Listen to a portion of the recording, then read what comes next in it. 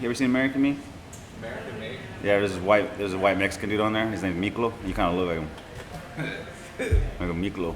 Anybody with alopecia kind of looks identical. That's what No, I'm it's the brows. Dude, so like, I was at an open mic. Last Thursday, and there's a guy with alopecia. I could have gone to another open mic or some shit afterwards. I just hung out with a dude with alopecia. What do you guys do? Like, do you guys like? I feel like you guys like come across each other like shoulder to shoulder, and then like lean your heads in the sides of your heads and just rub them. I think what it is like we just compare skills. It's like docking. Oh, what did this one do with its life? You know? Oh wow, you can play basketball. That's so cool. I can skate. Do you want to feel my whole lifetime? Yeah. Yeah, right. And then we tap. All right. Ladies and gentlemen, welcome to the as yet untitled Connie's nighttime podcast. I'm here with my buddy Az. It is June 23rd, 2004. We are in a closed down restaurant that we're not going to tag specifically just yet. But you know, I'm sure the food is fucking dope. Hypothetically, allegedly. Hey, hell yeah. Allegedly, dude. This place could be my place of employment. Could not be. Yeah, no, who knows? You know, maybe I'm so cool that I can talk any restaurant into letting me just hang out after they close. That's why I haven't made it. You know, because I think I love my job here. It's like I don't need to make it in comedy. That's crazy. I'm already living the dream. So, as far as entertainment goes, you know, like I don't know, like I've been kind of just waiting to get invited to stuff for a while, and like have been invited to stuff. But like one of the things I've noticed is that if you play in a spot every week consistently, eventually people are going to lose interest because they're either going to know that they're going to catch you. You know, you got to like. There's no FOMO. Right. No FOMO. You're saturated. Which sucks because, well, okay, two different sides of the coin. On one hand, I'm at the point, you know, where, like, as a comedian, I'll go ahead and do battle with 5 people without feeling bad about how come there's not more people, this crowd doesn't like me. It's like, no, that's 5 people. I remember doing comedy throughout the pandemic and trying out like 5 people and having that same attitude. And ultimately, like, that just doesn't help. Yeah. The thing about it is that if you can do 5 people really, really good, it's the same as doing 30. 30 is just easier. And by the time you get to like, orgy, man. yeah, and by the time you get to that audience, you know, if you can like convincingly like perform for a few people, it's harder. By the time you get just any opportunity to just not do that, like do it in front of a crowd, then like it's just gonna be extra wind in your sails. I think like learning that, I think comes with time. Because I feel like everybody when they get into the game, I feel like they're like, I could headline, you know. And Well, it's like, before we get into that, I mean, like, introduce yourself. What's your deal? You know. Let's see, what is my deal, man? You do comedy, you got turntables, you got equipment. I mean, you got like, got way more equipment than like most 98% of all the other comedians in town. I'm really mediocre at a lot of things. That's what I like to say. You know? Well, no, you're skill stacking. Like, that's the thing that they're saying now, I think. Yeah, so let's see. I'm doing like I do music, man. I guess plug myself in here for a sec, or we can just wait till the end, whatever. But I do music. You know, I DJ like the open mic we do with Joe Mean. Shout out Joe for the late night trip. Shout out late night trip. Crown Hookah Lounge. Shout out Crown Hookah Lounge. So yeah, I've been doing that. It's been dope. And then I don't know, man. I always get into other creative endeavors, dude. It's like I meet a lot of people that are like, bro, you're never gonna make it if you just do one thing. But like doing one thing is just boring to me, you know. And it's like kind of like what we're talking about with that open mic. It's like if you do it every consistently, it's like people. There's no FOMO, and I feel like I'm missing out if I'm not doing other stuff. When especially when I'm doing something, I'm like, man, if I was shooting some pictures, if I was like painting right now, if I was shooting a video, I just want to shoot. I just want to create random stuff. Well, and I think that like, you know, the spirit of doing something creative carries over into other shit that you do. Like, no, I envy people that they can really just be like, this is all I do, you know. and it's like that's some like Japanese artisan right there. You know, it's like It's just 40,000% on one thing. But I don't know, man. I think just given from my LA background, I feel like just meeting so many artists that it's like they're never just doing one thing. You know, like you meet a drummer in LA, you don't ask him what band he's in. Like ask him which ones. You know, right. like which ones are making it right now. He's like, I'm in 40 bands, dude. Right. Yeah, have you ever heard of Red Hot Chili Peppers? I'm doing that one, you know? That one's pretty good, you know? And it's like, that's how everybody is. Or this animator at Nickelodeon, he's linking up with random street artists to make like music videos for them on some like new genre of hip hop. And it's like just random stuff like that. So it's like you never meet anybody like, I feel like LA are like, they're like Transformers, man. And of course there's Decepticons, but it's like nobody is what they like seeing, you know? I think the other hat on that is like, you know, as somebody who's trying to figure out how to combine like a music and a comedy show, like, you know, you can imitate somebody else like a lot, but nobody, like, you're never gonna be better at being Michael Jackson than Michael Jackson. You're never gonna sing like Adele better than Adele. Have you seen that video? Whatever you do, what? That video got Michael Jackson. It was like there's a Michael Jackson performer, and he's like performing Michael Jackson, and then there's another Michael Jackson imitator, and he's walking by, and he stops and admires the performer as if it's like he's really Michael Jackson, and he's flattered that somebody's playing him. Yeah. But this guy is being imitated. It's crazy. Yeah. It's crazy. And that's wild because one day there's gonna be people imitating Diddy. I don't know. You don't think? Well, Is Michael Jackson not canceled? Michael Jackson could dance better than Diddy. Diddy just had his Diddy. Way better. Diddy just had one dance. Diddy was just like a producer, dude. Yeah. It's like saying like DJ Khaled could get canceled. No. You know? Diddy's last tour should have been "This Is It." You know? That's his tour right now. Actually, it's like this is really it. This is really it. Before it was "This Is It." This is like now it's really it. You know? you get caught. What was the Justin Timberlake title? Something hilarious like "There Is No Tomorrow," and then he gets a DUI and has to like cancel some. You know what he shit. said? What? Allegedly, they said when he got arrested, and before they recognized it was Justin Timberlake, he was sitting there and he was like, "This is gonna ruin the world tour." Like what? And the cop was like, "What'd you say?" And he's like, "This is gonna ruin the world tour." You know, and then the cop was like, "Whatever, crazy kid. Hop on." All out." right, dude. You know? Yeah, it's funny. LAPD, you know, that's how they get down. Well, what is he listening to? The cop. That's kind of a weird one. For what? I said, what is the cop listening to? That's gotta be a weird one. Yeah, if you don't know JT, what is LAPD listening to? Just like screams of baby children dying. NWA. Babies, they cry different. How much different? About 11 decibels higher, and they can sing and they can cry in two different keys. That is They're like Tibetan monks. You know, Tibetan monks can do the two that different is tones. that is a German-like level of specificity. They make different, man. Look at Arnold. Yeah. You know? Yeah. Austrian. That's true. Yeah. You know? Yeah. Yeah, he's like Warren Sapp. Yeah. Yeah. He's Boop. Warren Sapp. Yep, basically. You know? Yep. I would vote for Warren Sapp as a governor. Governor of California. Yeah. Yeah. Sick. Yeah, probably better than The Newsom. I don't know what the hell is going on there.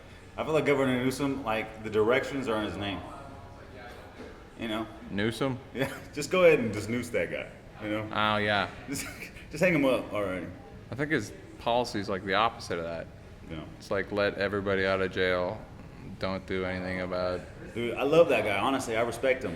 Right? You do? Yeah, because during COVID, he said, "Hey, nobody congregate. You can't hang out." And then he went out. Yeah. Then he gets caught at a party with no mask. All right? Everybody's like, "How could you, governor?"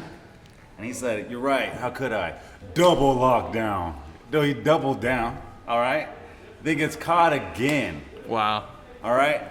And then he goes on another campaign. Knocks about- over a local right? restaurant. And it's crazy after that, right? We all know how the story went.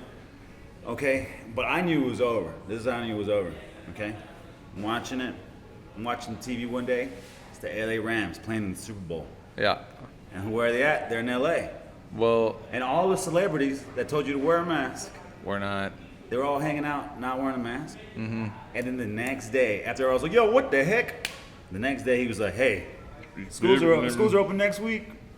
Right. And I told everybody, I was like, when LA does that, it's open, man. And we had to win a Super Bowl. You ever hear about the conspiracy about like sports championship teams? No, but before we move on to that, like, what, that it's all scripted? But before we move on to that, no, I remember like I was traveling like sales during the pandemic. I remember the first time I saw like a school after like things reopened. And I was just like cruising around. And I'm like, what the hell's that warehouse over there? Something's popping over there. Oh, it's a school. All right, yeah. Yeah, people go there. Crazy. Yeah, pandemic was crazy. I remember I was cool at first. Everybody tripping when it first started happening. Yeah. And then when everybody was like really tripping, I was at the gas station one day and I was like, but what, yo, what is this, some Resident Evil? If I touch this gas station handle, am I done so? Because I was like, I haven't touched anything outside of my house all day, and this is the first time. And I was like, is this it? Is this my last Diddy tour? You know? I remember, like, you know, everybody was like, lockdown in place, don't make contact with any unnecessary people, stay in your house. And I was like, that's how I live. What are you talking about? Like, everybody's on the same level as me and they're fucking going crazy. I was like, geez. That was my mountain. I was like, I should probably leave the house. That's my mountain bike face, man. I have a mountain bike face. You know, I got my little stimulus, bought a little mountain bike, and I was just running up and down the mountains. And then I would be on Snapchat, you know, and friends would be like, "What are you doing? We're on lockdown." I'm like, "There's nobody here." No, dude. I was like, "Check it out. There's nobody here." It's like I was living in Siloam, like right on the border between Arkansas and Oklahoma during like whatever lockdown would have happened. And I remember just driving to wherever they didn't give a fuck and doing band practice in a dispensary like every Sunday for like 7 people. The same as like what you do for an open mic now. Like, yeah, and yeah, I don't know. Crazy times. Yep. And now we're back to normal speed and everything. The night lasts 2 hours. Yeah, waiting for the next big lie. Here it is, y'all. Ah. We're the big lie. I heard one of them. Well, like and subscribe. I heard that one of them is like they're gonna fake UFO. They're gonna fake an alien invasion. Alien contact? Well, that all of the UFOs that we've reportedly seen are hologram projections. Yeah. Yeah. You know. There's like 2 sides of the spectrum I see, right? Where there's one where it's like they're slowly trying to introduce, you know, aliens to us. Because there's, you know, I mean, as you could look back in history, there's some things that has happened. And clearly I feel like, or not clearly, but I feel like if the government wants to be like, hey, America, this is what it is, we would have freaked out. I don't think we could have handled it, right? There's a lot of instances like that I don't think we could have handled. Like, hey, you know, Cuba's got a nuke at us right now, but we're just gonna tell you we're gonna milk that, right? We gotta, because you know, we gotta be milk fed. We're just babies, you know. We got no job. We're just babies. We got no money, you know. So it's like they gotta milk feed us, you know. And I don't know, man. That's how I feel like with aliens. Is either they're milk feeding us aliens, or it's a psyop, you know, just to introduce new technology and blame it on aliens. Or third option, people are dumb and it's made up for no reason. I mean, like, aliens gotta exist, right? That's it. Well, no. You know, is it pompous? Is it pompous and like hubris of us to believe that we're the only like living kind in the universe? I think it'd be pompous to say that we're intelligent. You know, and I think that I mean, I feel like we're kind of intelligent, right? I feel like I don't know. Maybe we're just wrong. Maybe that's our defect, that we do create stupid stuff that gets in the way of our life, or like ants do not. Ants just do what they need to do to live a happy life, right? Well, yes and no. Successful, effective life, and contribute to the entire hierarchy of the animal kingdom and nature, right?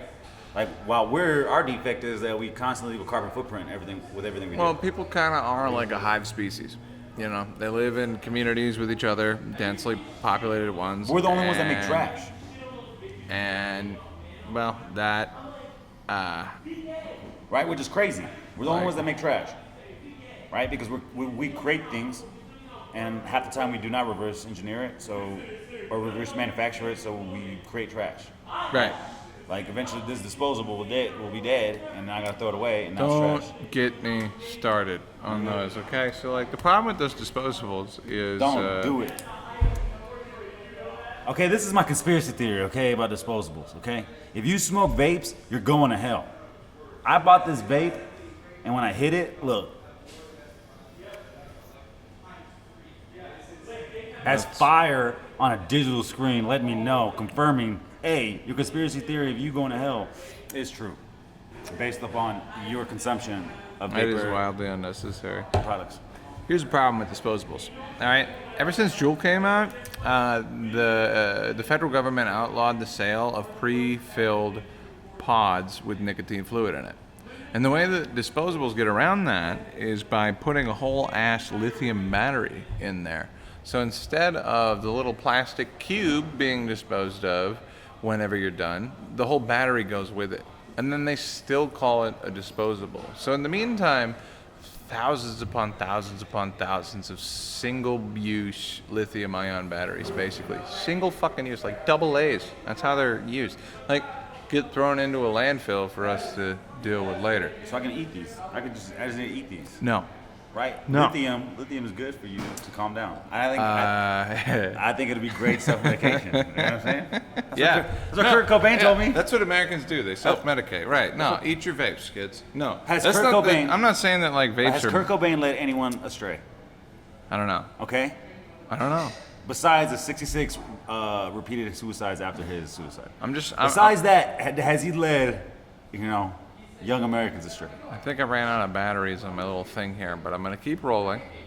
And do you wanna get another beer here? All right, cool. I'm gonna replace the battery. Welcome back to the show, ladies and gentlemen. I just had to justify my entire existence for a total stranger, and that's something that happens. I didn't justify my existence. when nobody. at all. Well, you got street cred around here. Let's go. I'll take it. Context, I got street cred well, and low self-esteem. they know. Well, yeah. Street Yeah. cred and low self-esteem is a wild combo. That's the formula for success, I think. Yeah. You know? I don't think Kendrick has low self-esteem. I mean, when you're like 4'6", I feel like, Okay, yeah, no, maybe, huh? yeah, see? you gonna come after me, Kendrick? What's up, K-Dot? K-Dot versus A-Dot. What if you just dissed me? What if he shot you one time for each of his foot sizes? That'd be fire. How many times would you? I'd be shot at 6 times. You can make it through that. No, but I think he won the beef, dude. So I've been like, he just did like a whole pop out in California. Oh, where he And- dressed up as him? No, bro, he brought out, but he brought out like all the biggest California artists Yeah. and like gangs, Yeah. and just like they were all just hanging out, and he played the song 6 times, not like us, bro. Could you imagine? 6 times? Yeah. Could you imagine? In a row? In a row. Are you kidding me? Could you imagine? He played his own song. He Being- performed his own song. Could you imagine being Drake and be like, dude, the entire like state of California gang politics has unified around the diss song Alright. about you being a pedophile. That's great. That's what it's culminated to, right? So then, that happened in the last few days. So then I'm walking to the gas station from here, and I'm at the corner, dude, and there's like this family, and the mom and dad are sitting up front, and they have the windows down. It's a minivan, and they're playing "Not Like Us." Wah wah wah wah, and then all you hear is from the back is little kids, bro. They're singing along, Of course. and these little kids are like, "Yeah, yeah, yeah," and bro, it was crazy. I'm like, "Yeah, Kendrick won, bro. That's crazy." 100%. That's crazy. 100%. You got kids singing this song, dude. This is insane. Because the message is not wrong, right? Like every parent, a parent can be like, "Don't listen to this music." Like, "Mom, it's about how we hate pedophiles and we're different from them." All right, yeah. I mean, okay. I did tell you not to take candy from strangers. I like that there's still kids like selling music to their parents. I guess they never quit. Yeah. Yeah, I don't know who listens to Tom McDonald. You know that guy? yeah. He raps about pet. Listen, to He's Tom just McDonald. not a what? My brother, my roommate, busts in my room one day. He says, "Yo, AZ, I know you rap and everything. Have you heard of Tom McDonald, man? He's the truth." And I'm like, "Bro, I listen to the music you listen to. You 55-year-old fuck, you know." is this who Tom McDonald's pandering to? I don't know. And I was like, I found out, but I was like, oh, I get it. Yeah. I get it. It's those guys. Yeah. Also, I found out there's like a Vietnamese QAnon. Yeah, dude. Hold on. It's crazy. What? Yeah. So like the same way there's QAnon for like white guys that want I know, like shoot the White regular House with the Mr. AR-15. Potato Head QAnon, Yeah. right? Like Alex Jones type. They're targeting like communist fears. So it's like, so then a lot of guys are just kind of like waking up. They're like, American. Capitalist pigs And they're, yeah, it's wild, man. trying to eat our babies. It's the Wow, same way in different that's languages. crazy. Same way in different languages. Huh. Yeah. Dude, all that's just about like selling stuff. It's wild. No, I mean like seriously. I want to Like, market. I want to market to old Vietnamese men. I was watching the All Gas No Brakes guy, Channel 5 now. You know, he was doing this thing on the Proud Boys, and you know, the leader of the Proud Boys is like this Afro-Cuban guy. It's their month, by the way. Who sells? It's Pride Month. So, His Pride Month. so it's the Proud Boys month. He sells. And girls. He sells And $5,000 a day worth of T-shirts with whatever you think is offensive on them, whatever the flavor of the day is. That's his hustle. He doesn't give a shit about anything that all these guys are like saying. Like a park protest type of show is really just, or type of thing is really just it's a crappy show without a headliner or an opener or a middle. It's actually no, it's just one big middle. Like it's yeah, and the thing is like the people that I see like showing up to these things, myself included, are just trying to get laid. You know, a lot of them. That's most of why most people show up anywhere. Right. No, I mean, why else would you go out? Stacy, will you grab that? I wish it was a Stacy here that would grab that. Jamie, you got that? Sorry, we're closed. All right, man. Chill out. For anyone that wonders if this isn't in public, it's definitely anybody who knows that. Well, We're actually outside right now. well, yeah, no, we're in, yeah. We're also in Neosho, Missouri. No, Not, Missouri. Not Rogers, Arkansas. That'd be crazy. Oh my gosh, Could you imagine if we were in downtown Rogers? it would be exactly like one part of Branson. Yeah. Yeah, less meth. Marginally. Like there's like money on this side, and on this side of town, on this side of the street is meth. Whatever's behind a Casey's anywhere in Arkansas, there's meth in that neighborhood. Yeah, and what's funny is like, you know, like Quick Trip is from, or QT is Yeah. from Oklahoma. In every other state, except for Oklahoma, they're like a luxury, almost like a luxury brand. Like everything costs $1, but there's no riffraff.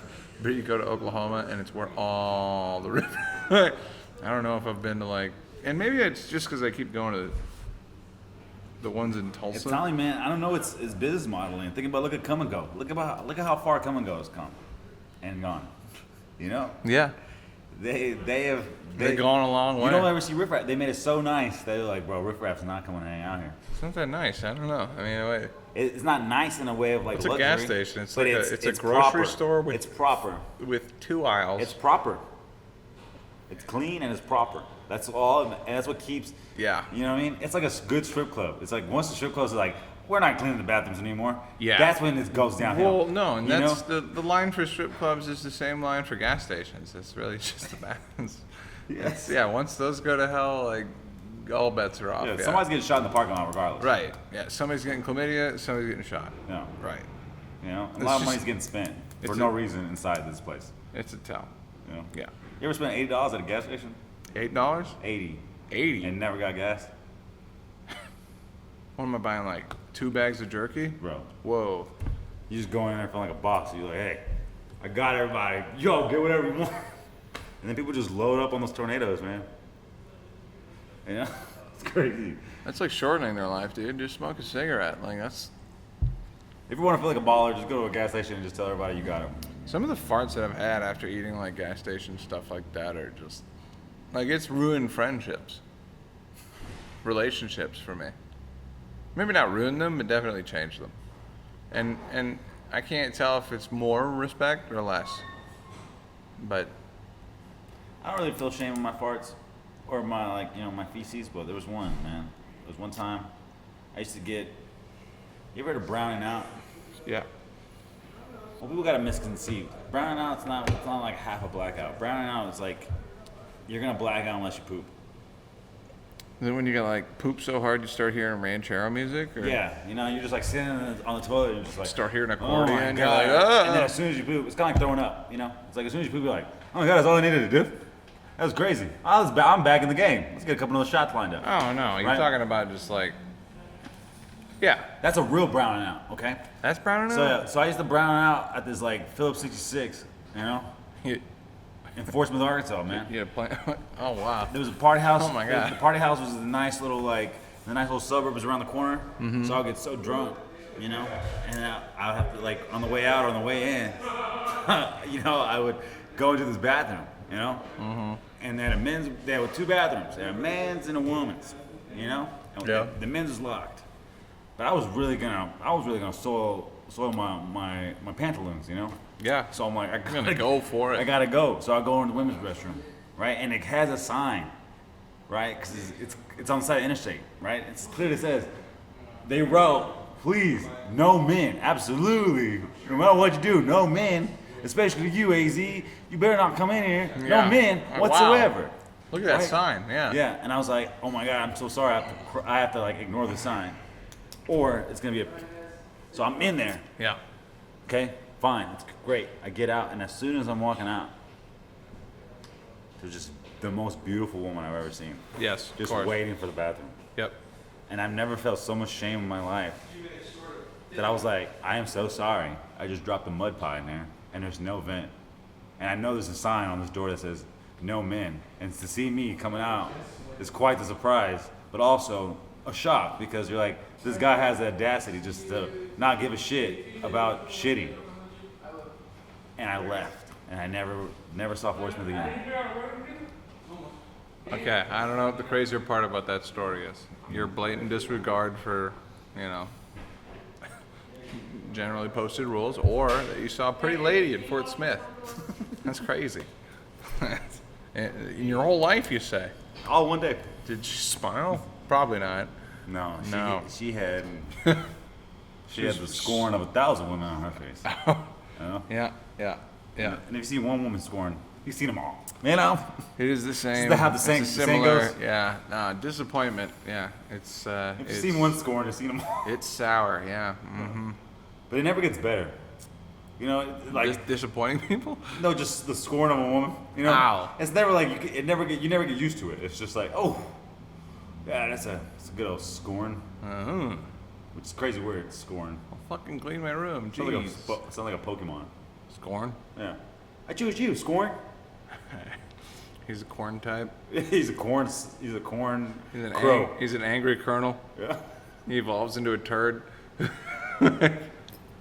a Phillips Yeah. 66. In the midpoint, he turns into a sex toy. There you go, fun Yeah. evolution. Yeah. With that mega candy. Yeah. Uses harden. Yeah. Uses it again. Yeah. Whoa. Flop. It does Up, flop. starts to struggle. Yeah. It's the new magic card. That is deep Pokemon. It's like a Gyarados but of shit. Yeah. Right. It's like people think it's like a little turd. No, it's like a No, it's a turd that spits fire. yeah, it's a turd snake. can fly, It's like yeah. a turd dragon. Yeah. You know. Yeah. Yeah. Also, talking about turds. Also man, like Onyx. Yeah. talking about Same turds. deal. Dude, you ever think about this, man? I had to like do. I love We're gonna cinema. do 20 minutes on poop. I love cinema, But I always wonder, man. Like I quit watching horror movies because I feel like they're not realistic, right? Because out of all the horror movies I've ever seen, or you better, yeah. Think about all the horror movies you've ever seen. Yeah. Nobody's ever shit themselves, That's true. right? And you're telling me, not even out of straight fear, you're telling me nobody's ever just had a big dinner, like nobody just had some Golden Corral that day, and then came home, and then Pennywise is the size of a building inside of your garage. Yeah. I'm telling you, not out of fear, but just out of pure excitement, like of what I have to do in order to get out of that situation. I feel like I'm gonna accidentally poop myself. Well, they also skipped that scene in The Revenant and 127 Hours. That's what I'm saying. Okay, They and skip then that scene in a lot of any movie involving a plane crash. you need to go farther than it. The How many OG people or the poop new ones. themselves on the way down? You These think are everybody- kids getting scared by a maniacal, murderous clown, and you're telling me all these kids have the maturity to not poop themselves? That's all I'll You're say. right. I don't buy it. I'm not Takes me spending out 20 of it. minutes Takes on me this. out of it. Yeah, I'm dude. not spending 20 minutes. It almost makes me not believe that there's a killer clown living in a drain. I rest my case. That's not even the unrealistic part. The unrealistic part is that nobody shit themselves in the entire movie. Out of 4 movies they made it. Is that the problem that you have with the movie? Yeah, nobody. Bro, you're telling me if Pennywise was not in your garage, or if he had your little baby bro. You know? Actually, I've never seen that scene in Saw either. I've seen a lot of those. Yeah. Yeah. I'm telling you, easy. Some Easy, guys easy. getting cut in half, and then you see a turd come out. That'd be authentic. It would be real. I could connect to that character. Yeah, no. You You'd know? wonder. Like, people are like, oh, was that real? It's Hollywood, man. It's like Yeah, like people can die without pooping. well, It's bullshit. I agree. it's bullshit. Yeah. You know? Yeah. They just started including death cries. Yeah. No, there's been one voice actor. Or for death every- rattles. Don't get me canceled. Death rattles. I don't know how much editing I'm gonna have to do on this. I never know. I'm just giving you everything, man, so you can pick and choose. Just like ripe mangoes. We got a lot of poop stuff. Yeah, I just wanted to check that box. I know that's important for you to hit on your Kendrick, podcast. disposables. That's what my What's the sports championship conspiracy? Okay, sport championship conspiracy is that the city that needs a win the most Who's gonna get it? is gonna get it. Like whatever city's in the most turmoil. Oakland has never, ever. Oakland is just the West Coast Detroit. It's just one they gave up on a long time ago. Well, Once they brought the Raiders to Vegas, you knew it was a done deal. They're like, guess so, yeah. Oakland is another Detroit. They gave up. If the money and the people there pull it together, then it's on them, and it'll be their town. If they can't, then it's just another Mad Max Furiosa saga. no. What the fuck are you talking about? What's the difference between Las Vegas and Oakland? I mean, Vegas is cleaner now, man. It's like a 2.0. Yeah. Vegas it's like I got a new template. Well, I don't know. Vegas is crazy. I went there in 2020, man. It was wild. It was the saddest to see Vegas. It was like Vegas was like all the hotels were cheap. Yep. There was a couple like showgirls out there, and they're like taxing extra. I don't know if you ever met a showgirl in Vegas, but they'll try to pimp the shit out of you. But like, they're like, "Oh, you want to take a picture?" And they'll take a picture, and they're like, "That's $10. That's $15." And you're like, "Bruh, I don't even have cash." Let me delete it right now. Right? And they're like, they won't let you, dude. They're like, No, I just did. they're like Haitians selling CDs on Venice Boulevard, dude. They're like, dude, you gotta get it. You gotta get it now, right? And it's like, gotcha. and they just shoot for the stars because they're not gonna give you 10, but you got 5 on you, Right. so they'll take your 5, and it's like that's a little hustle. But in 2020, I take a picture with them, and they were like, it's gonna be 20 each. I was like, whoa, dude, well, that's how much my hotel is. Right. Like, sorry, lady. One guy, he's like, I'll buy you a drink, and he ran into the grocery store. And she Came went out in with there a after tall him. boy. She went in there after him. It was crazy. That's wild. Yeah. So, I Venmoed her $3. There's and I really said, chicks chasing people over pictures? Yeah, do not take pictures with the showgirls in Vegas. No. Yeah. And don't buy CDs from Haitians on Venice Boulevard. And don't piss into the wind, You can do that. especially if there's a tornado. Okay, don't. Yeah. Do that. Don't do that. Yeah. Yeah, because your dick might go with it. But just to like double check the poop box, maybe you can take a shit. We don't need to double check. Okay, that's fair. We could double check the poop box. I just feel like people, like that's a classic timeless genre. Yeah. And I feel like there's not that comic out there that's doing, I feel like it's like everybody. I feel like people don't hit it enough. I mean, it's like a, No. it's a trope. I mean, it's, I feel like people act like it's below you, you think there's a guy building a house out of diarrhea bits right now? Is that what you're saying? I'm just saying, in his lifetime, he's had diarrhea a few times. No. It's a relatable thing. If you can make the perfect poop Actually- joke and the perfect laundry joke, you made it, bro. Those are like 2 patents. Actually, yeah, no, Tom Segura has a poop joke. Look, that's the rule. That's the rule with patents. They say once you get your first patent, if you can score another patent, you're solid, right? Yep. If you get 2 patents, They made it. you don't have to do a anything. billionaire. Yeah, you're billionaire. done. You're done. You're It's, done, it's son. over, dude. Out of that, you're just having fun. Yeah. Yeah, just like, make a patent on something really obvious. And like- if you can be the leading comic in a certain genre of a joke, yeah, no, yeah, dude. you'd be foretold. Everybody knows that Matt Rife is like the poop joke samurai. that's why everybody. I mean, he took back domestic violence. He took that. He did that for us. He did? He did. He made a domestic violence joke, and he said, "So you boys don't have to. I'll make it." I've heard that joke you, from Matt a lot Rife. of people. I don't know. Wait, what? Because What? domestic violence is never funny. Okay, I want to make that clear. Domestic violence is never funny unless it's fat people, right? Well, Okay. yeah, I guess they mean it more, Argo per swing, like calorie. being 600-pound life. That's domestic violence on TV, and that's hilarious. How is that domestic violence? Because fat people, they can't commit domestic violence because they're so fat. If you got into a regular fight in 30 seconds, you're gassed out. It's exhausting being in a fight. In 2 seconds, they're done. But they're trying to make an attempt to hurt each other, and they're like, and you're like, dude, they tried. That's them trying. And then they take a nap and cuddle. Yeah, and then they try again. Because that behavior doesn't change. If you're in a domestic violent relationship, like and subscribe. Just keep feeding them. Also, like and subscribe. Also, call the number below. I want to do something not problem. You need to put the number right here. Call the number below. I'll put your phone number right there. Somebody might call it. Marker. I will beat up your baby daddy, but I will not beat up your baby mama.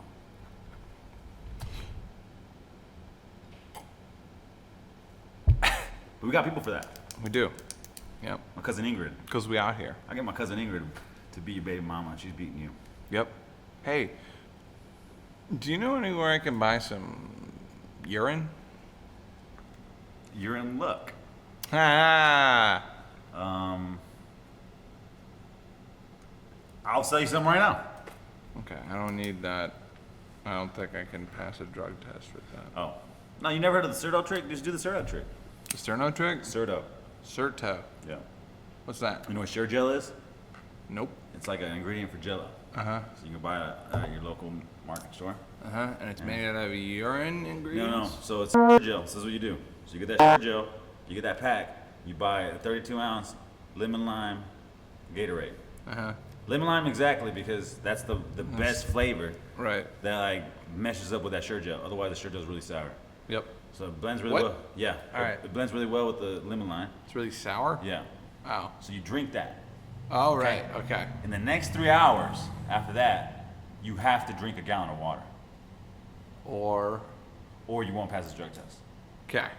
So the science behind it is this gel, just like Jello, creates a membrane around the intestines of your stomach, Yeah. and it collects in there, and it won't pass That's for 2 hours. crazy. Yeah, the window's small, but yeah, it won't pass for 2 hours until it disintegrates. And I'm The saying, more you know, kids. and I passed it 7 times. And if you don't believe me, look up the Ricky Williams interview. He did that as well, bro. He used to do the same trick, and I was like, that's crazy. I mean, the only difference between me and Ricky Williams is that he played in the He NFL. is he's like a. You know, if it wasn't for that darn rodeo injury in high school, I could have went all the way. Wow, that's crazy. Yeah, Dang. you're welcome. I didn't expect to learn anything. You're welcome. I should get a Patreon. Wait, can you even put that up? Put that Can you behind. post that? I don't know. I don't think so. I might just edit it.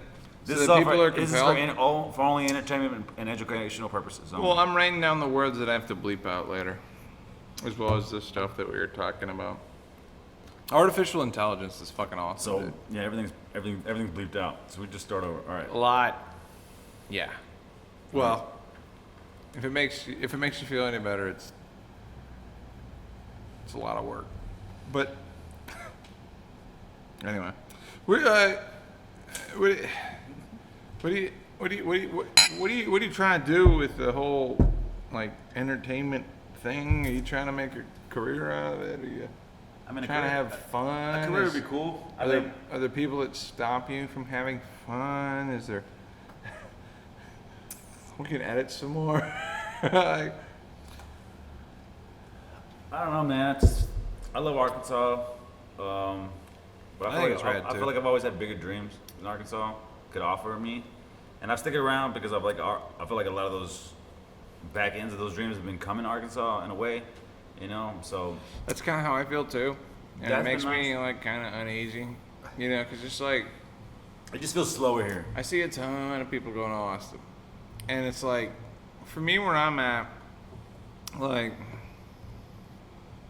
for what I want to do, it's easier for me to go to like somebody's coffee shop and harass like 15 strangers to try to hone the craft.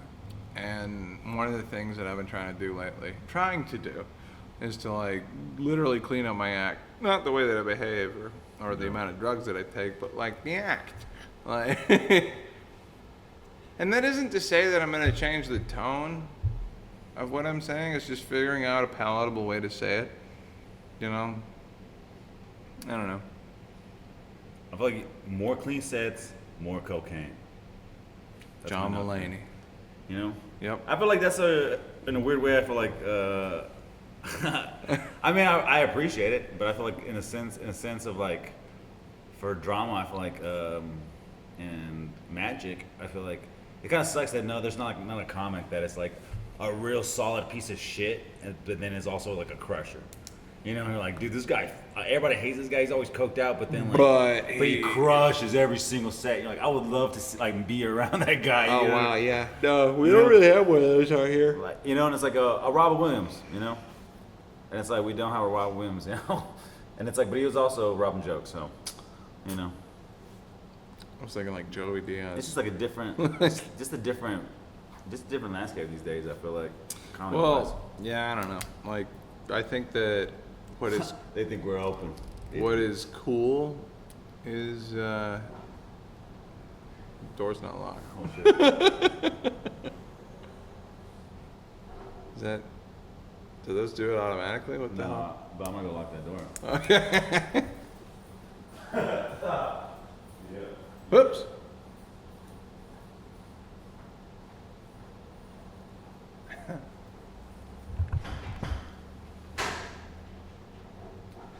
Maybe I told you this place was good, but I didn't know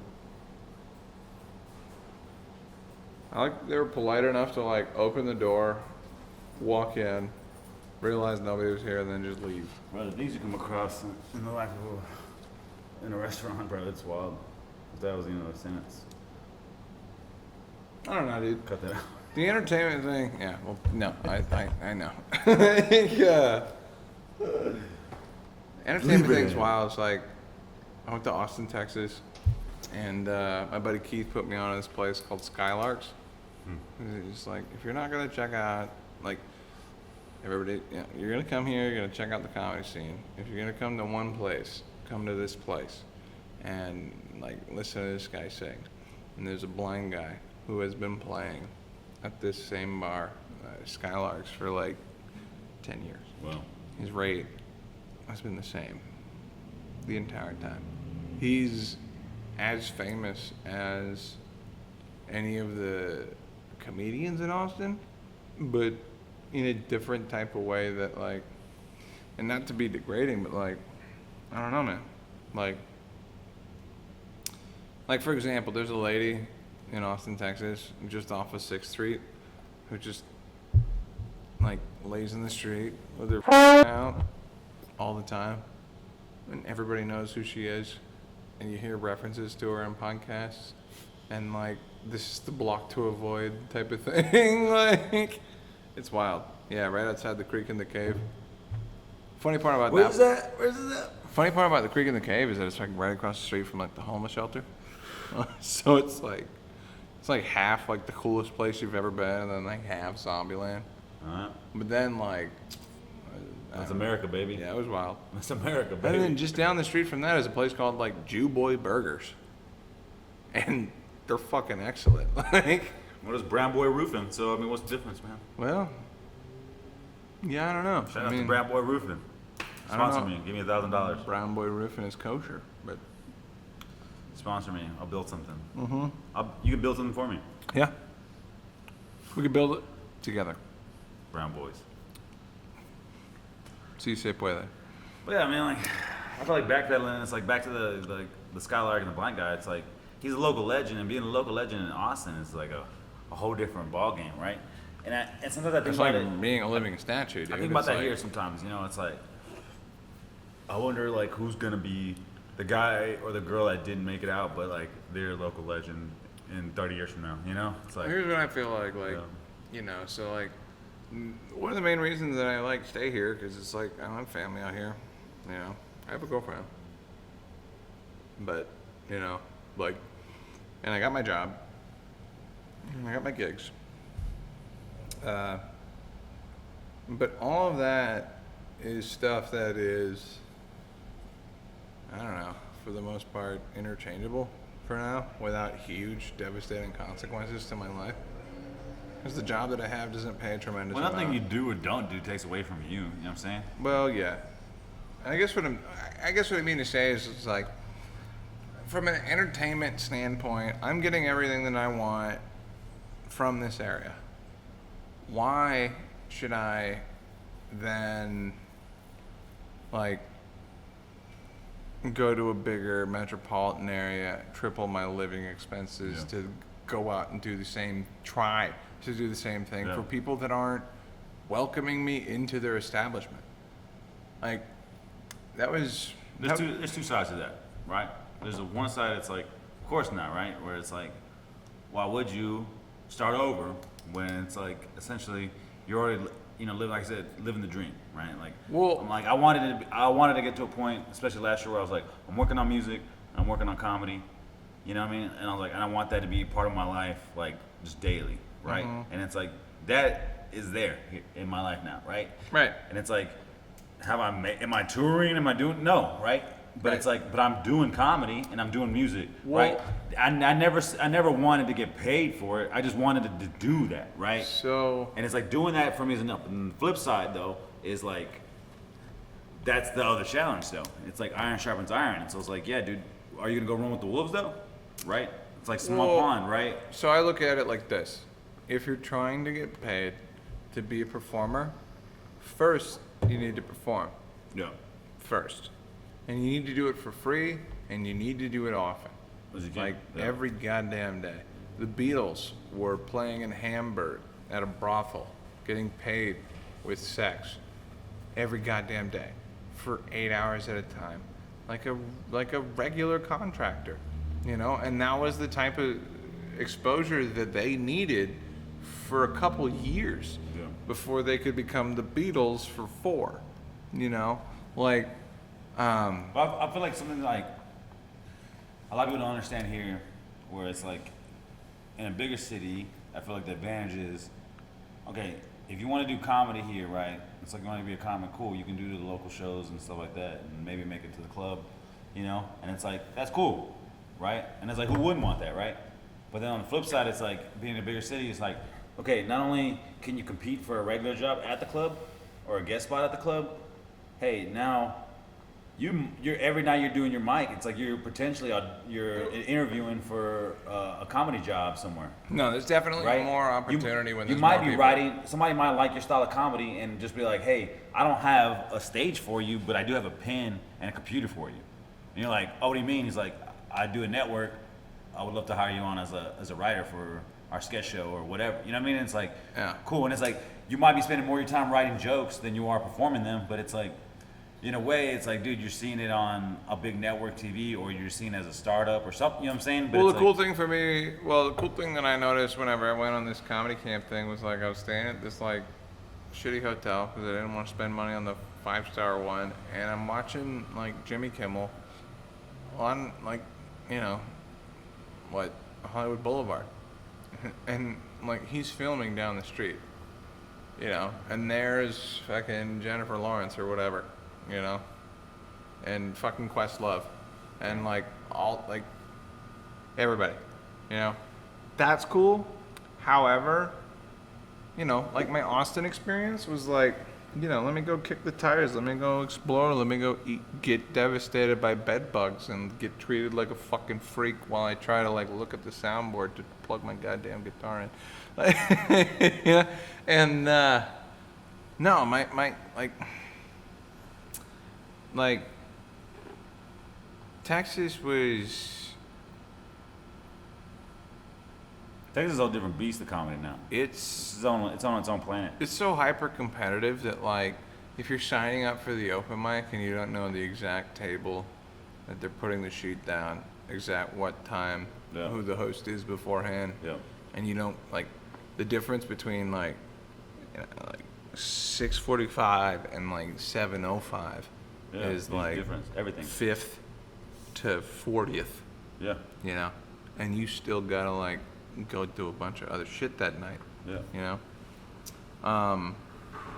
Then it's like the hustle is real, right? And it's like I feel like that's what we don't have a light under our asses here.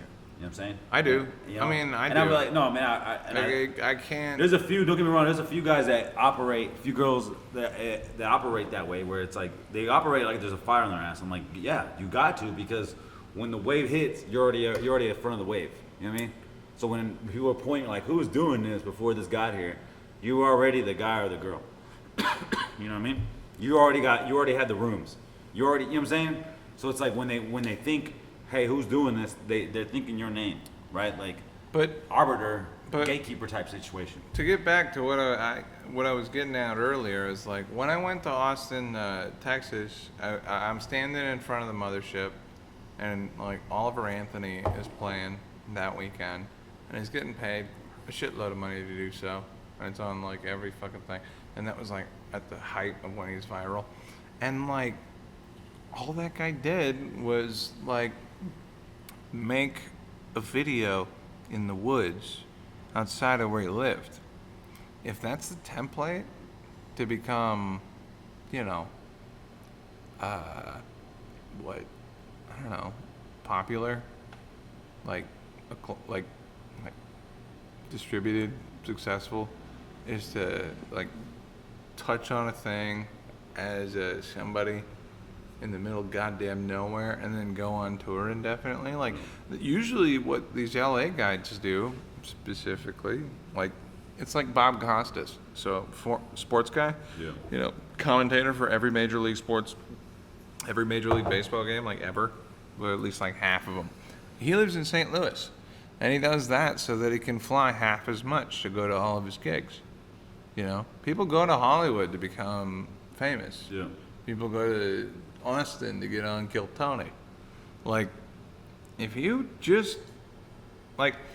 want to be a professional, insert the thing, musician, comedian, fucking crocheter, you're actually gonna need to learn how to video edit it. At least it. Or have the money to have somebody to do it for it. Right. But I think what you're really trying to say is that the universal language, bro, I feel like no matter what you want to do, no matter how much the landscape changes, the universal language is like the work, right? And I feel like music and comedy are like interchangeable sometimes, because it's like you come across, especially today, in today's days and age, right? You find a new artist and you're like, I really love the song, right? Yeah. So then you like look them up, and then you find them and you're like, oh, they only got an EP out, Right. and then you forget about them, Right. right? Versus like you find that artist and then you're like, oh my god, they got like 6 albums, Right. and you're like, and they got 4 mixtapes and they got 18 EPs, and you're like, oh my god, I'm like, Well, no, I could and explore these people forever. That's and then, the same then you- reason. That's the same reason I don't advertise. But then you tell somebody the you podcast. But then you tell somebody, you're like, yo, have you heard of Portishead? And everyone's like, yeah, dude, they've been doing this forever. And you're like, what? You know, and it's like that because they've been putting the work in, right? It's like, Right. You can. Well, I truly believe in this, bro. Regardless of who you are, regardless of luck, networking, I truly believe in like you can only be so good for so long until something's gotta give. You know what I mean? Well, no matter what it is, if you're really great at football, you're really good at like debating, whatever. It's like you're really good at comedy, you're really good at music. you're gonna be so good for so long. You know, if you put it in the work, it's like something's gonna give, and that's I feel like when people like make it. Getting back to what you started with though, like if you can choose your thing early, then and learn everything that there is about that, and take it to a place that's that it's never been. That's one thing, but what you're talking about is like, if you're going through life and you're learning something new like every, 2.5 weeks, like ultimately, like you're gonna need to figure out, how to combine everything that into a thing that, I don't know. Like, why do you do, like, the stuff that you do? All the extracurricular shit, the stuff that doesn't make you money. I mean, does it make you happy? Since I was younger, I was just always been a curious one. Like I just love doing something and then figuring it out. Right. Like, because it was like I couldn't read something and then figure it out. I had to like do it and then I could read it and be like, oh, that's what I've been doing wrong or doing right. Cool, right? And then as I got older, it would just be like these random things started like aligning themselves, and I'm like, oh, that's why I randomly just do these weird videos, because I'm selling vintage clothes and it's a cool way to post my my events now, and it's like, who knew that random thing would actually benefit this now, right? And it's like, now, hey, I'm kind of all right at branding, you know what I mean? And it's like now I can see where branding goes versus like how much work I can put into it or how much I want to put into it, you know what I mean? So yeah, it's kind of like that. It's like what Steve Martin does. Johnny Carson gets off stage. Johnny says like, "Great job, kid. You're gonna have to use every experience that you've ever had your entire life." And I think that at least for performing, for me, it seems that, and that's why like I'm the guy who's bringing the guitar on stage. And it's like, how can I roll up every experience that I've had into a thing that I can show to people? Yeah, I mean, for me, it's just honestly, man, it's like this never-ending quest of trying to like create something real or trying to like make something that makes me feel real. Right. It's like pushing a button that like makes a sound and has like a haptic feedback. You're like, oh, I'm actually doing something. Like I make the sound. It's like I'm actually doing something. I'm living. Yeah, and for me, it's like that. And kind of like backpedaling a little bit to what we were talking about earlier. It's like back to like the room of like 13 people or 5 people. It's like I got to this point now where it's like, yeah, maybe I'm not a headliner, but it's like also if you want to headline me, I will do it. But I'm not, you know what I'm saying? I wouldn't call myself a headliner, right? So it's like I can feel myself in that journey, that comedy journey, especially when I don't feel it when there's a room full of people and I do like, hey, there's 100 people in here. I did a show, everybody laughed, it was great. I don't feel real, right? I feel so alive and real when it's like 5 people in that room, whether I bomb or whether like I killed it or whether I just did. I had them for the first half, coach, and in the second half we lost. Regardless, it's like that's what makes me feel real. And even the bombings made me feel the most realist because it's like, oh, this is it. This is what those like older comics talk about. They're like, dude, it's like you're not gonna have every sold out show. Like every open mic's not gonna be full of people. Every random risk that you take to a random city for an open mic, Tulsa, it's like doesn't mean it's gonna have a room full of people. Just because last week it did have a room full of people. You see what I'm saying? And it's like, so when you go and you're like, yo, I drove 2 hours to get here, and it's like the Tour de France is in town. Like, yeah, wow, four people here, and it's only 4 comics. Yeah. And you're like, cool, but it's like you're like, I feel like, yo, I'm in it.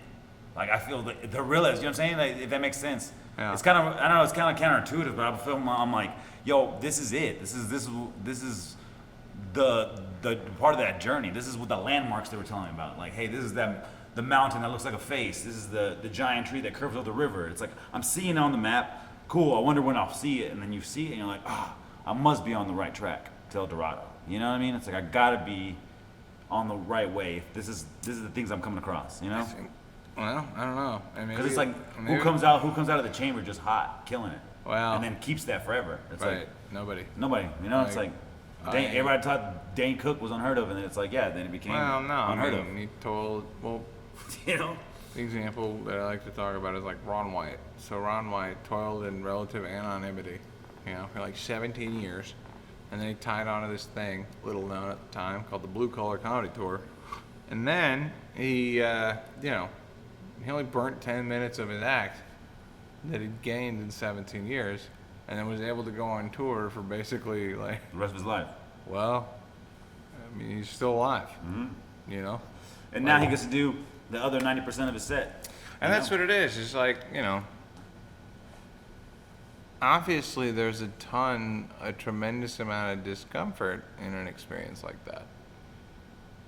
Doubt. Hunger. Yeah. To me, this is what makes a good joke, right? They say like to consider yourself a film director, you have to shoot 20 films, right? To me, to make a good joke, you've had to come back to that joke 1,000 times. Dude, first time I ever went up on stage, like, I truly believe that. I told a 5-minute story that bombed.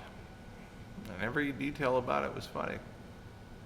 But, like, I don't know, if I were to revisit now, it'd be like a 45-second story. I've said it before on the thing. Yeah. Story goes like, cops come to my house, DEA, and it's like, they're gunning for El Chapo, and they got dogs running around the sides. I'm in my pajamas. They're like, can we see your ID? I'm like, have I been pulled over? And I'm like, what'd you say? And I'm like, whoa. Yeah. Yeah, it's like you come back to 500 more times, and it's like, bro, that's a 15-second joke, and then you're like, all of a sudden, you're just hitting like, my house, DEA, you know what I mean? Well, I've had El Chapo, me, pajamas, you know, and it's like exactly. No, and that's you know? like that's the difference between experience and not is knowing the details for it. And Which is like my policy. My policy for open micers, specifically comedians, is I will not say anything to diminish the level of enthusiasm that you have until you show up consistently for a year. And then if you haven't figured out how not to bomb and you ask me for advice, I'll actually tell you what I think. But before it's been like until I can see that you're dedicated to this, there's certain guys, I just remember like I had one experience where it was like, this trans lady, it was her first time hosting. She comes off stage, she asked me for notes, and I was like, well, you could have been shorter here, you could have talked to this person this way, you could have been you just gotta say their name and get off stage. She's like, you think I did bad? That was her takeaway. I'm like, no, that's not what I think. So we're not speaking the same language because you don't have the ear to hear what I'm telling you right now, And I don't know, that's like a lot of life. I think about like every time anybody's tried to give me advice. Some of it I've taken, but like I remember like the last conversation that I had with the finance director at the University of Tulsa before I dropped out. He was like, Conrad, let me tell you what's gonna happen, all right? Like, I don't want you to go back to Arkansas and, get back to your life and like, meet a girl and have a kid and have to do that before you figure out what your life is. And I was like, first off, we're speaking the same language. I'm not from Arkansas, like don't worry about that. But he was right, he was talking about like, as a dude, it's hard to be mature, right?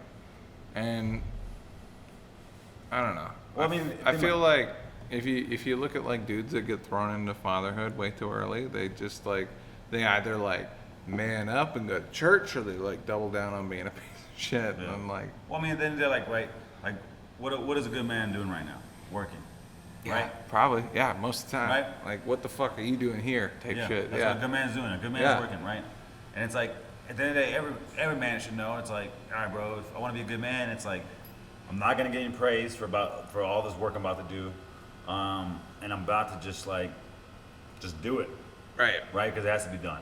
Well- right? That's essentially like what a man is, right? It's like he doesn't believe in problems because it's like he's fixing them, right? It's like I got the solution, so there's no problems, right?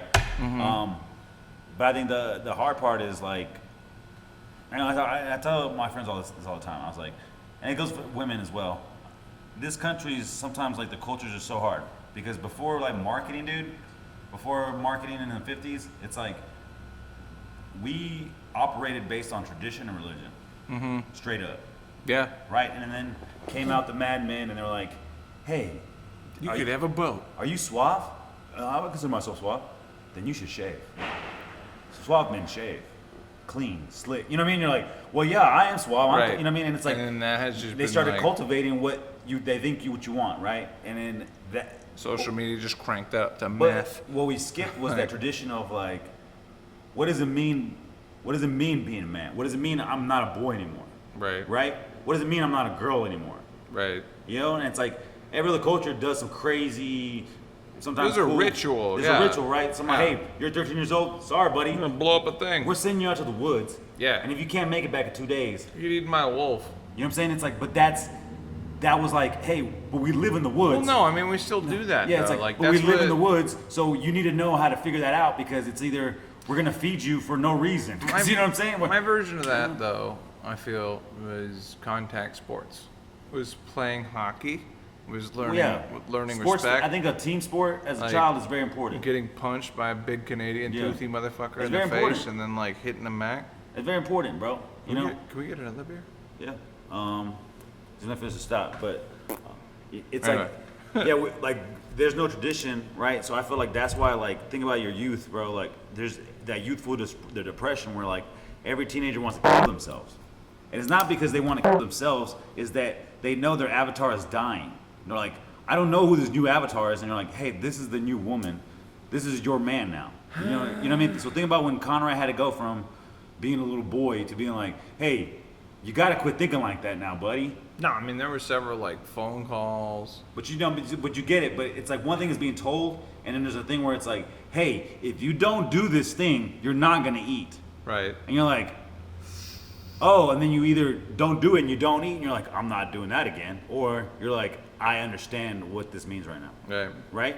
Which a lot of people don't ever get to experience, which is a very fortunate thing in the soft world that we created, which is the whole point was to make it soft. But at the same time, we've Well- lost that edge where like, Yeah. we don't know what it means to like really hustle, really like get it. You know what I'm saying? Like to really like hone in on those primal instincts, but then like sophisticate it. You know what I mean? Where it's Right. like, hey, I know this energy is telling me to do this, but I can like grab it and I Improve can every day. I can create a company. I can build a church. I can create a club. I can make a family. I can do a garden. I can do a garden for the community. Whatever. It's like the shit that a man can create with his hands is insane. I mean you got to be slick to build a church. I'm just saying, dog. You know? I'm just saying. Unless it's really cool. The Church of Goku. I'm trying to do the Church of Goku. Church of what? The Church of Goku. Goku? Yeah. Like Dragon Ball Z. Yeah, I know. I'm working my whole life to like create a new Bible, but based off Dragon Ball Z. Well, yeah, I'm just saying, like, in that story, there's like 7 different devils. We're at bells, man. Like, they just keep showing up. From further away every time. You hear me? What? We're at bells. You want chorus or filler? Yeah, that'd be right. I thought I turned from poop jokes to philosophy pretty good. No.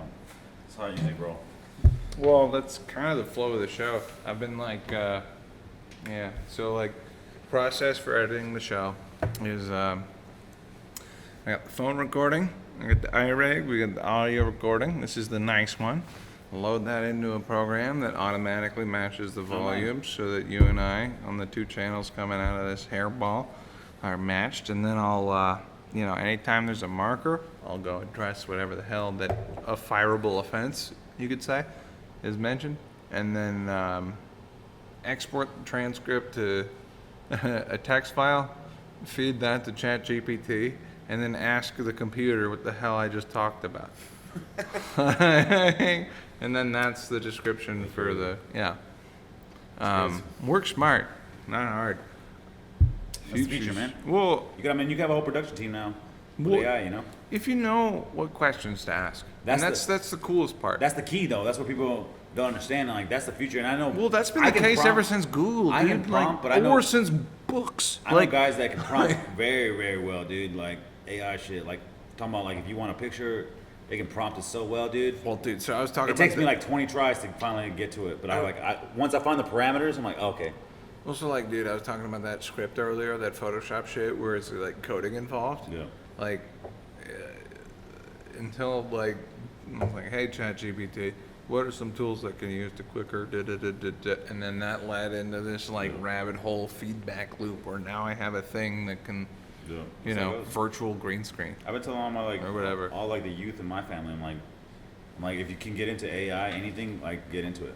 Well, dude, getting into AI is just like, it's literally just asking questions. No, it's like this. But I told my nephew a long time ago. He was like, I was like, no, not my nephew. He was like a little homie, and I was like, get into drone repair, dude. And he was like, well, really? And I was like, he's like, 'cause he had a drone, and he's like, I broke my drone. I was like, figure out how to fix it. And I was like, get really good at fixing it, and he got pretty good at fixing it, dude. So then he would fix his other homies like drones, and Yeah. then joining the army, and then become like a drone pilot automatically off top. Well, You know what I mean? Just because he already had that like expertise. And then and then I said 2 years before that, I was like, one day instead of Radio Shacks, there'll be like drone repair shops around. no, dude, I don't think there's gonna be any. And there's a drone repair shop in Fayetteville. You know what I mean? And it's like some people use drones, wedding planners, wedding photographers, all kinds. Like if you're doing any commercial photography, you're using drones. And if you break them, you need somebody to fix them because you're not buying another $2,000 drone. You know? I'm not If you arguing can fix a drones. I'm wing. just saying that, like, So the future is AI, right? So if you can figure out the prompting, it's like they'll hire you over the next person because you can prompt better, well, you know? figure out which questions to Yeah. ask. Yeah. And then that's why I think the world's still the same, dude, where it's like information, bro. You know, that's like my whole life. So I grew up in the ghetto, so it was like I didn't grow up around culture in a sense. I grew up around street culture that ended up becoming popular, which is really funny in my mind. You know? Right. Yeah. Like, oh, it blows my Oh, mind. this to this day. shit. You like this? Yeah. I was like, bro, I used to get made fun of for this, but it's all cool. You know? okay, all right. No, this is. I bet you that's how like all the anime nerds feel now. You know, they're like, everybody likes anime. All these celebrities are coming out and saying, I love One Piece. And you're like, I remember when anime, I used to get beat up for walking around like running like Naruto. No, dude. Like I watched Dragon Ball Z. I didn't act like any of the characters though. No, this is my disclaimer about Dragon Ball. This is my disclaimer about Dragon Ball Z. I was never into anime. Dragon Ball Z was just perfect on Toonami and like Cartoon Network's like marketing team because they're like that comes on at 3:30, and who comes home after school at 3:30 before my parents get home from work? Little old me, little old AZ. And what's on TV? Dude, this guy just screaming, turning superpowers. Some guy trying to say Yeah, crap. I'm- I'm with it. Yeah. No. Everybody's at school the next day kicking dirt up, making it look like energy. You know, just, yeah. You know, teacher's like, stop. Everybody's just out here in the playground yelling. I'm like, y'all should have just let us keep slinging Pokemon cards out here before y'all outlawed them. That was crazy. Pokemon was a gateway to like selling drugs, though, honestly. You know, it really is. You know, why was it banned from school? You know, Yeah. Too much trade. it was getting crazy. Yeah, that's what it was. Yeah. We're playing sudden death. Yeah. Taking people's cards. It was wild. You're crying. I'm like, you lost. You know? Oh, I went to Catholic school, and your senior year, there's like a little lounge that people get, and we had a foosball table in there, Nice. and they had to take it out because there was a gambling ring that formed around the table. I got in trouble for gambling at church once. Yeah. My dad came in. Somebody told my dad. Anything other than bingo, they don't Dude, like it. Somebody told my dad that I was gambling with some other church kids, and my dad came in and busted up the game, dude. And he said, he cleared everything up, threw away my cards. He was like, you're gambling? You know who else gambled? I was like, who? He's like, the Roman soldiers for Jesus Christ's garments. And I was like, oh my God. I was like, we were just playing for fun. We weren't playing with no money or nothing. We were just, We weren't even gonna kill a guy. all right. Next time though, you know, next time we're playing for somebody's close, and then that was a gateway drug to strip poker. I was playing strip poker with. It was, yeah. I was 13 years old playing strip poker with like 17-year-olds. It was crazy. Yeah, at least it was poker. It You was know? crazy. It was crazy. That was a great. I'm glad you wore a tube top. Yep. Yeah. It was great. Talk about One Piece. One Piece, man. Blep. Yeah. Anyway. Full circle. Tradition. I don't know. We got about 3/4 beer left. Anything you want to wrap this up with? Home stretch. See, man. 20 minutes. Aspirations. Affirmations. I'll potential haircuts. I'll plug in the last 5. You got Kenny braids. That's new. Yeah, man. I got my little That's- my Hasidic Jews. Wish I could do my that, dude. Hasidic Jews. That's nice, dude. My little niece did them. It was crazy. My little niece, before they braided it, they had everything tied up, and they were just like, it's giving baby girl vibes, you know? And I just had to eat that. I just had to eat that. From your nieces? From my nieces, right? Oh, gosh. Because it's like, they're cracking some mean jokes, right? But at the same time, when I crack a joke back, you can see the face of, like, you can see the trauma of bullying at school. What? Yeah, like every time I make a little crack at it, like if I say like, I don't know, I call my little niece, we were just saying something, and she said, I'm like, whatever, dummy. And then my other niece echoes, yeah, dummy. And then my nieces ate that dummy. It was like, that dummy became way harder and louder than it needed to be. And I was like, I don't think you're dumb. I think you're really intelligent. You know what I mean? It's like, I'm like, quit quarterbacking off of what I'm saying, dude. You know what I mean? Because my little niece, she was just start chirping because she's like, if you're kicking my big sister, then I'm kicking too, you know? And I'm like, Right, yeah. You know, and then She's side kicking. Yeah, Oh, it's man, wa- that sucks, dude. I'm like, don't henchman. I don't need a henchman. No, right, yeah. I'm like, I can hold my own. I got this, So then I son. just have to Yeah, like no. eat these jokes from them instead of, because then if they get, Because if you fight, they're getting bullied at school. dude. So I had They're a, getting bullied at school, so it's like I'm just I'm adding to that, right? When you can see it in their faces. when I had make a joke. kind of deal like that, where it was like I wanted to give my my nephew a guitar pedal for Christmas, I think. And I looked up the price of the current price of the guitar pedal, and I was like, this might be too nice, because these guys got phones now, and they're gonna look it up, and then I don't want to sow dissent in the family. And then I didn't give it to him because I didn't know what the equivalent gift would be for the other one. Yeah, that's how it goes. Yep. But yeah, so she's like, she had my hair tied up. She's like, yeah, it's giving baby girl vibes. And she'll show me a TikTok, and it's like this mom asking her kid, they're like, what are you doing? She's like, oh, I'm just playing Fortnite with my friend. And then it cuts to the friend. It's like, hey, I'm Amanda and I'm 6.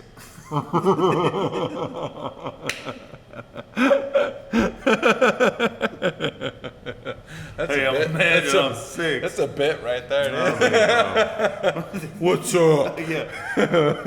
Try, party up, party up. Well, dude, you know what's crazy is like I heard Robin fucking Williams was super into Call of Duty, and he would go on and like troll 12-year-old kids saying the N-word. There's no way. No, it's real. I saw Bobcat Goldthwait at the Grove Comedy Club talk about this because he was friends with Robin Williams. He'd go over to his apartment and he's just like sitting playing fucking Xbox. He's like, "This is what we're fucking doing. You're Robin fucking Williams. What are you doing?" You know. And I remember being like racist in 12 on Call of Duty, and then just getting my shit backed in by like the genie from Aladdin this one time. Oh, you're gonna get it, bitch. like, I was like, that guy sounds exactly like the genie from Aladdin. That's crazy. And then like 10 years later, I see Bobcat doing that bit, and I was like, that was Rob Williams is roasting. fucking Robin Williams fucking teabagged me on Call of Duty. Boom. That's Call of Duty and Like- Halo taught me a long time ago about brand awareness. I was like, oh, people think I'm black. You know? As soon as I say, hey, what's up, everybody? that's one of my favorite things about I Alabama. found out quickly that like, oh, you guys think I'm black. Okay, that's a harsh way to let me know you think I'm black, but okay, good to know. You know. And one time on Grand Theft Auto, I did this whole like alternate voice where I was like, yeah, what up, everybody? What's up? And then I'm like, shut up, bitch. Who the fuck you? And Fake argument? I was like, yeah. And then Your two characters? dude, You're they doing didn't a know. little radio? They didn't know I was the same person. And they were just like, I was getting to one guy, but then I was on sides with another guy. You know what I mean? he's right. Yeah. Shut up, bitch. Yeah. Fuck you and your homie. It's like, hey, You shut the fuck up. Hey, bro, don't let him talk to you like that. okay. No, fuck that dude, man. It was great, man. It was great. That's great. That's Yeah. good stuff. I was ranked 113,000 in the world out of 1 billion players, bro. And I wasn't even trying. I have 1 billion? Yeah. There's 1 billion motherfuckers playing. Yeah, Grand Theft Auto. Wow. Yeah, it was crazy. That's wild. Yeah. Jesus Christ. And so, Who's you know, number one? I don't know, What's their skin look like? bro. But you know what I'm saying. I used to play all the time. I gave up. Mike. I gave half of my college to Grand Theft Auto, bro. I played all the time. And I would get so much content, but I couldn't like the technology wasn't like quite there yet, you know. And plus, my budget wasn't close to anywhere where the technology was. Yeah. And it's like, so my plan. Stay tuned. My plan is for when Grand Theft Auto 6 comes out, I'm gonna I'm gonna start streaming that shit. You're gonna. I had a roast battle with a guy who he was a Twitch streamer, and this dude, for fucking 8 hours a day, he'll play video games on his laptop, so that people end up sending him. I think it was like $600 a month. And I was like, what's the point of not having a job if you still gotta clock in for 8 hours? Like, that was the first roast. And he doesn't do comedy anymore. But one of his videos included, like, he was shaving his eyebrows off for followers and donations. One of my other roast jokes was like, I wish I'd thought of that. You know? I'll tattoo eyebrows for I you. could have. No. Nah, dude. I'm getting a tattoo on my ass. It's gonna be over my face. It's gonna be in case anything bad happens to my face. Yeah. And then I can just perform behind a curtain, Yeah. like a like a puppet show. I was Yeah. thinking more of like you got decapitated, Hereditary style, and like someone was like, "Whose head is this?" Oh, the one that matches that ass. Yeah. Well, yeah. You Yeah. know, or you fucking. Or I could match my face to my ass. Just get a line here and then eyes here. Yeah. Yeah, that'd be good. Yeah. Or you can get it I like. look too much like a penis then, I think. Or you can get it around your sphincter. you know? Around? Yeah, around it. And it's more like optical illusion if like the way if you open, it makes your face. You know what I mean? Like your butthole would be your mouth, but I don't. and then you have it tattooed around your sphincter. It'd be like this. So every time when you do that, you finally get your head out of your ass. Do you have any kids, AZ? Not that I know. All right. I got a couple abortions in before it became contraband. You know. Like push down the stairs type jobs, or No, more like classic of like, hey, I didn't tell you that I did this, but now I'm mad at you. You know. yeah. That's like old school abortions, you know what I mean? Like Yeah. they would just go do it and be like, you know what I did yesterday? I'm like, I don't. I have no idea. What'd you do? It's crazy how much like abortions have changed, man. Because like 15 years ago, if you would have told your girlfriend to have an abortion, she'd be like, how dare you? And if you tell your girlfriend to have an abortion now, she'll give you a goddamn high five. That's kind of the deal out here, though. I mean, like Arkansas in general. I mean, like I know who we are. Want to be comedians or whatever. Posers. But like, I don't go to church. That's A your lot problem. of people do. That's your problem, man. There's a ton of churches. Like, I'm gonna take it to church, man. I'm trying to figure out how many of those guys going to church are just trying to get laid. I think they're just trying to. I think a lot of people going to church are just trying to get laid, like the guys who are going to the BLM protests. Bro. It's just that there's less tear gas in church. They need to tear gas church. I went to one BLM protest. Which one? I was in Miami, You know, they're still doing it in Minneapolis. bro. That's crazy. No, like they fenced off the fucking like That's dope. part of the street. That's dope. I don't know what it is, dude. But look, I was in Miami. This is 2 days after a cop got shot in Dallas. Remember that? There was that. Yeah. Yeah, you remember that when that sniper was Yeah. like, I'm an old armor veteran. I It was- just shoot the ops. It And was you know like what? it was like graduation or some shit, right? And It was they crazy. It was like some Joker shit. So I knew about this BLM protest. I was gonna be in Miami. I knew it was gonna happen. But then all that happened, right? So then the police come out with the whole like PSA, and they're like, "We are not gonna be there for your protest." Mm-hmm. Right? Or like, whatever goes down, just know cops are not gonna be there. And I was like, so then all of a sudden it went from like this like kind of sort of friendly protest to like okay, so anything could really happen tonight. Like, we're in Miami, like, this is crazy. And it was insane. I got some footage. I never uploaded. I should upload it. It's crazy. 'Cause I'm doing like the chant, you know? You gonna feel me? You gonna tell me we gonna be all right? You know? Do you hear me? Do you feel me? It was crazy. It was wild, man. It was wild time. And then, okay, fast forward a little bit though. I'm in Bentonville, right? And then people were like, George Floyd dies, right?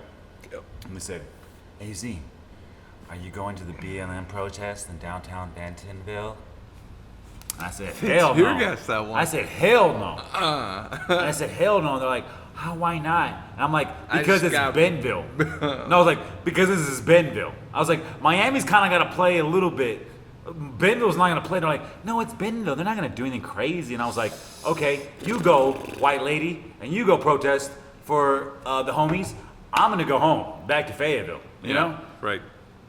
Come back next day, and I'm like, how'd that work out for you? Like, they said they didn't shoot rubber bullets, but they shot rubber bullets. And I was like, yeah, what do you... Told you. You think they were going to let you protest you shooting black people in Arkansas, in Bentonville, Arkansas? Like, and I was like, I would have respected y'all more if y'all would have went back the next day. Wouldn't have been so dumb. No, if y'all would have went back the next day. And then they did it again, and then you went back the next day. I was like, that's a protest. That's, yeah. That's, you know what I'm saying? That's some Kiev shit. But that's what yeah, go ahead. One of the things I remember, like, watching those protests, is like people forget that, like, Hong Kong got, like, what, taken by China just shortly before the Black Lives Matter shit popped up. That was crazy. Just like protest season started when they took Hong Kong, and Hong Kong fought so fucking hard. They were like gluing bricks to the street. Bro. They brought tennis rackets to the protest. They censored the internet in China. To hit the fucking tear gas back. And I saw that, and then I saw the American protest, and not one of these motherfuckers had a goddamn tennis racket. None of these bitches were like prepared for anything. That's how I felt. It was just. Look, It was just like Occupy Wall Street. It was just impotent. That's how I feel. Like if you want to be like a activist, like be competent. Like this is how I feel about the infamous January 6th, dude. I woke up around noon that day. I don't know if we can publish this. Okay, but I woke up around noon one day. January 6th? January 6th. Is that where we're at now? All right. Okay.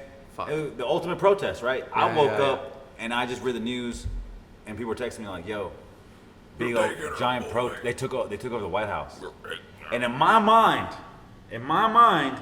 I said, "Oh my God, American people finally did it. We unified as a body, and we said no more of this BS, guys.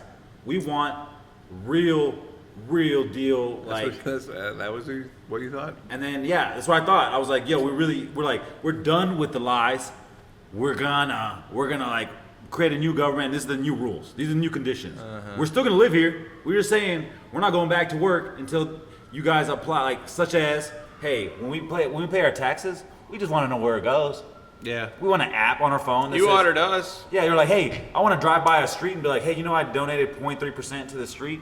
Oh, that's cool, dude. Yeah, all over the city, I can show you where I donated my taxes went. Right? No, was that the case? No. I was like, yo, white people protesting? This is crazy. Over what? For who? Okay, never mind. It's just the Stanley Cup of the day, dude. This is literally. Well, no, it's a movie. This is a movie, and it's profit driven. I'm telling you, dude. Like, to wrap it up, back at the beginning, like the leader of the Proud Boys was the guy that sells T-shirts. Again, happy Pride Month. All of the riling up is just a means to get you to buy something. Which is why I think you should like and subscribe this podcast and come to any of my fucking events where I'm not trying to be serious. This will probably come out before. This will probably come out after mine. You got a gig? I got a couple gigs, man. I'll be doing finally my first debut. Shit! Cidery in Springdale. Don't piss those guys off. I'm gonna blank out the name because I pissed them off once upon a time during a Facebook argument 4 years ago. Damn. Yeah, and I haven't been back since. Okay. So, but I don't negotiate with terrorists. And allegedly, I'm also doing like H No, Club. but that's a good room. Yeah, allegedly. You'll make $10. That's great. They upped the ante. I think it's like $20. Bullshit, dude. But and then I'm also doing H Club allegedly. H Club Saturday. is H Club seems like H Club seems cool. H Club seems like who described it as like what, like a rich person, like I don't know. Joe, I think. It was Joe? Yeah, pretty sure. Was it Joe? I feel like it was Parker. I don't know. Well, it might have been Parker. Might have been, well, Same difference. Yeah, no, they're both Black? Yeah, basically. Yeah. Dude, no, I'm convinced that. I thought Parker was already black, but Parker's black, dude. Parker's black? Parker's black. Parker Willis, black. Yeah. What about his brother Kip? Not black. No. Parker Willis, black. Straight up, dude. So, He's got clout. what are the blackest things about Parker Willis? Bro, we played basketball. And he was the leading scorer. Really? Yeah, bro. Oh, shit. Bro, this dude can hoop. He was like watching Paul Pierce. God damn. You're like, how does he even do that? You know, like Paul Pierce, like, it's so slow, I don't understand. But it's like, you can't stop it. You're like watching it happen in front of you. You're like, I'm trying to stop it. Do I just foul him? Right. You know, like, is this what it's come down to? I just have to foul Parker Willis to stop him? Gotta punch him in the face? I gotta bend his elbow backwards? Like, what do I gotta do? This is the fourth time on me, man. Yeah, it was crazy. So, yeah, I got a couple shows coming up, which is pretty exciting, man. I don't know, man. It's been nice, man, because it's like, I told myself, I was like, and you remember, you know, and I was like, there was like about a year and a half ago, I was like, yo, who do I go on shows with? Da-da-da-da, you know, and it's like, and you're like, yeah, just wait till you're asked, bro, you know, and it's like finally like happening, which is really cool, because it's like, it feels very natural, it feels very like, I'm not coming in as a stranger, Right. and I might be busting off shots, but I feel like there's a lot of comics right now, especially, I feel like, that are getting a lot of like shows, but I was like, I don't see them working, you know what I'm saying? Yeah. And it's like, I'm like, No, I know exactly what you're talking about. and so I'm like, and that's like, and I'm like, I'm cool with it. Like, this No. is my shot at it. Don't get me wrong, I'm still busting my shots, but I'm saying like, that's okay, bro, because it'll come out in the wash. You know what I'm Well, saying? right. When I was like, when I've been writing jokes and you've been staying on the same shit, or, hey, nobody cares about that anymore. You know? It's like because like Arkansas has a weird way of like, until you piss them off, they love you, right?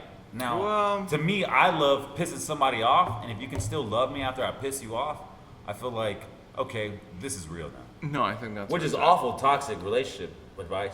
No. But, But it's good entertainment. yeah. Yeah. And you're talking about, I think, a different way of saying that is finding the line. You know, like one of the challenges, I don't know. There's a lot of people who get paid more than me who've been doing comedy for the same amount of time who talk about how important it is to do clean comedy. Yeah. And they're right. But then they also complain about like how soul sucking the fucking corporate gigs Right. are. And it's like, well, I mean, you're getting paid. this is where I'm at, bro. This is where I'm at. I feel like And I'm at the bar. I feel like a comic punk. You know, where it's like Everybody is a comic punk. Everybody's trying, and that is like one of the biggest problems I think with comedy. right. Is that it's like there's not regular people. Right. Contemporary. Well, I mean, like, if I'm thinking like, you know, like Northwest Arkansas, you know, that's like as close to like 1950s dad as you get, and we don't have very many of those except for like Stephen Reed, maybe. You know what I mean? For the most part, it's like guys that. who wear like band T-shirts and talk about killing themselves, or like talk about how That's they're my set, autistic. man. Well, I mean, I know. I got one suicide joke. You know, that's my ADHD joke. I think that's pretty gold. You know, I wrote a whole. if you got ADHD, you can never plan your suicide, bro. That is a good one. You know, straight up. I had one Valentine's Day. I wrote Just like end up cleaning your room. You know. one Valentine's Day. I went up at Nomad's Trailside and did a suicide Mad Lib. Dear blank, I'm so blank. I just wanna blank die. Yeah. Please delete I think my blank. We're so tight knit here that I feel like people care, which is great. But at the same time, like, hey, you No, know, I mean, I feel like they do. I mean, like, You know, so- there's so- a guy got his foot cut off. I threw some money at him.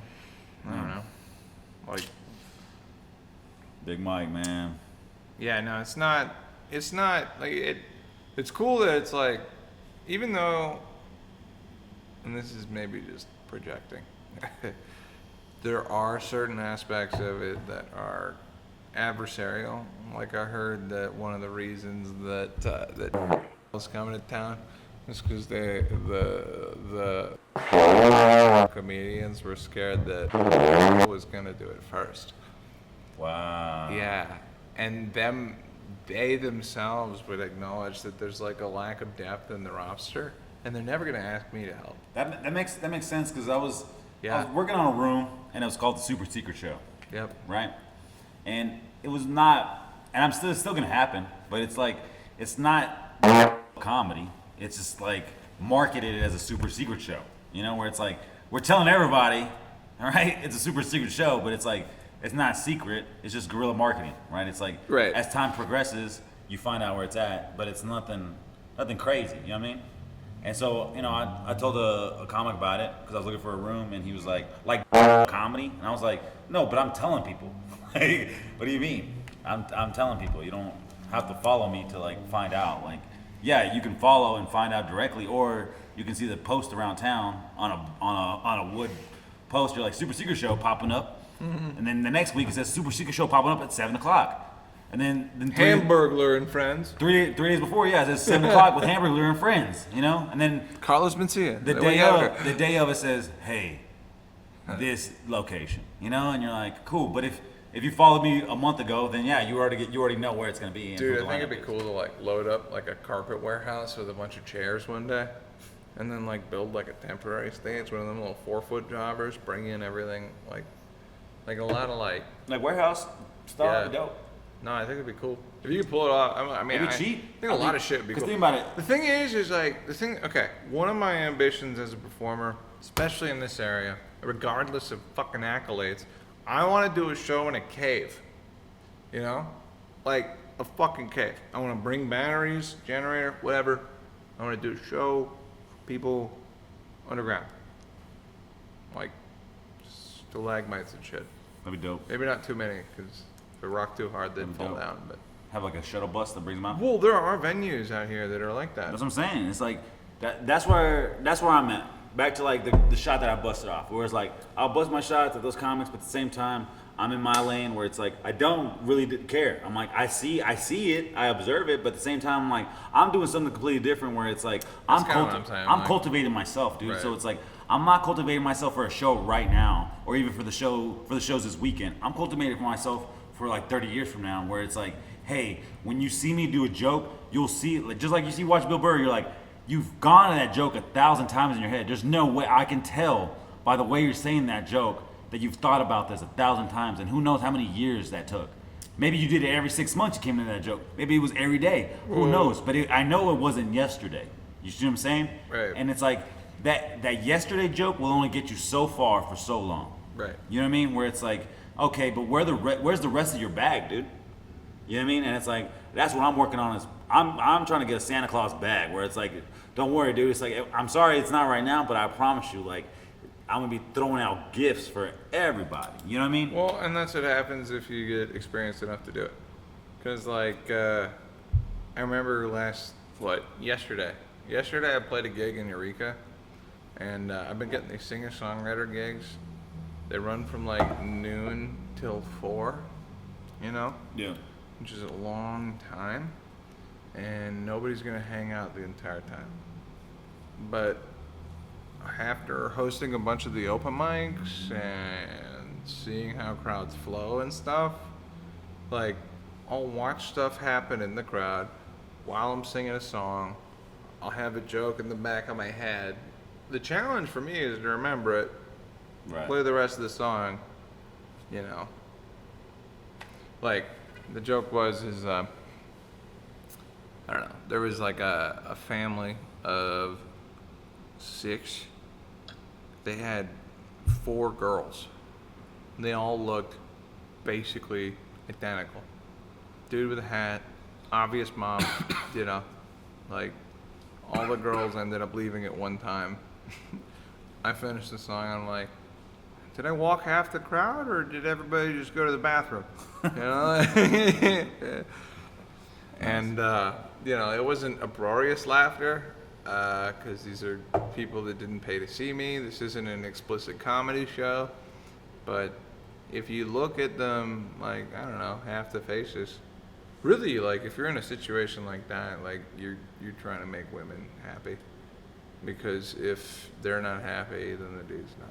Yeah, man, you gotta read a room. Where it's like, sometimes I watch, like, I'll be at a comedy show and somebody will, like, be front row and be a couple, right? And it's like, they do everything they can to make that couple uncomfortable. I'm like, bro, you just ruined that, like, corner of the room, because I was like, yeah, that joke was funny, but he's not gonna laugh at that joke in front of his girlfriend. Like, there's no way. Right. He's got to deal with that all night. He's got to go home to that. So it's like, he's not laughing. So you just isolated them. Yep. You know what I mean? Where it was like, Well, you, yeah, you could have apologized. You could have like backtracked and then gone back in. You took them out of the crowd. Yeah. And that's. And people don't. But the thing is, I think is what important is like putting the energy back. Where it's like, I'm not ever against insulting someone. Don't get me wrong. Like, No.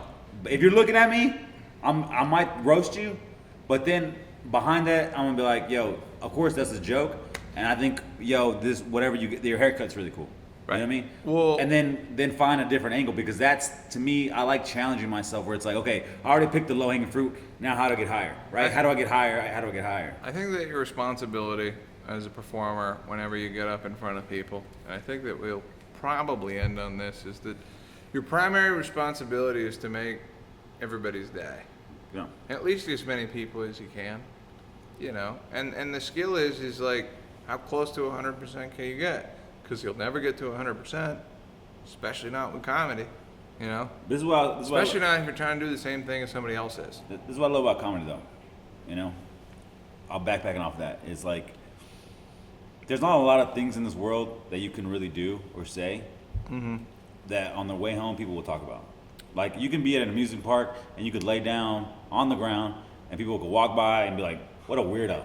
But nobody's driving home saying like, do you remember that weirdo that was laying down at Disneyland? Oh man, that one guy, yeah. They're not talking about that, right? Right. But comedy is one of those few outlets that it's like, you can say this certain joke and it's like, bro, for the rest of their life, they will have that. That will be their poop joke. Yep. You know what I'm saying? That will be their foreskin joke. That will be their politics joke. That will be, you know what I mean? Because you had that joke. You know what I mean? And it's like... And maybe that's why the standard for comedy is so high, is because it's so hard. It's because that in order for it to be called comedy, the person needs to be laughing harder than they've ever laughed in their goddamn life. And the fact of the matter is that like most people that I know just can't do that yet. Yeah. You know, Yeah, like, yeah, I've yeah, seen like I can't do that yet. I've right? seen flickers of it. Yeah. You know, like I can't. It happens. You know no, what I'm saying? like But I can to, do like, it for see- like 3 minutes, but like 10, all right, and then 10 clean, all right, and then 20 clean, Bro, etc. Like in high school, I played football, right? And I played against this guy. He played for like Tulsa Health and Sciences or something. Yeah. Some random ass, high school, but it was like a tech high school or something. There's this guy named Justin Blackman. Okay. yeah, Dude was a beast. no, he went to He played both sides. He why played do I know that name? He played, Yeah, he played outside linebacker. He went and to college and he played somewhere, like right? quarterback or running back or something. Okay, bro. And my varsity team was stacked. Nobody could stop this dude. Okay. The next year, this dude transfers. He goes to college. He ends up going to like Oklahoma. yeah. Okay, plays for the Orange. Bro, this dude was so good, bro. It was like he ended up going to like, he was like top NFL prospect draft, and I was like, I remember playing with that dude, right? And like that's what people feel like when they played against LeBron James in high school. When they played against Kobe Bryant in high school, it's like, I just haven't come across that comic yet that it's like, yo, this dude, this dude is crushing. Yeah, you don't know though, Right? Like, No, that's what I love about comedy, right? It's like the flip side. I can see guys that I'm like, bro, if you really hone in, like you are gonna make it. But I'm talking about like just like natural, like this is a prospect. Like There's no question about it. Like, hey, get out of here and move to Chicago ASAP, bro. Like, no, I mean, that like, type, there's, you know? there's people that come through the open mic that are like that, like musicians and like. And it's like, yeah, there's a reason they're not here. You see what I'm saying? It's like because they're like crushing. Well, the most insulting compliment that I've ever gotten from somebody, and we got to wrap this up soon. Yeah. But the most insulting compliment that I ever got from somebody is like, Conrad, people normally graduate out of open mics, and I'm like, yeah. What are you saying? They're like, I would buy your music. And I'm like, thanks for being here. That's not what this is about, Yeah, that's how I feel like a lot of times. I'm like, I'm just bench pressing, dude. I'm just working out. That's kind of it. Yeah, I'm like, right. It's not for anyone. This is for me. No, and that's why, not that I relish going up in front of 5 people. It's just that, like, I recognize that it's an opportunity to improve, and that if you can do it in front of anybody, then you can do it in front of anybody. Yeah. Like, well, you can work your 5-person set. It's like, okay, like, do I have something that I can crush for 5 people? Because I'm like, the next time I do this, it might be very important to 5 people. You that's exactly right. And then like, hey, this is a pitch. This is a board meeting now. You have 5 people with fucking suit and ties. They're like, we'll sign you $1 million check, dude. And let's wrap this Just up. do your 5-minute set. Let's wrap this up on this. It's like, you don't rise to the occasion. You fall to your greatest level of preparation.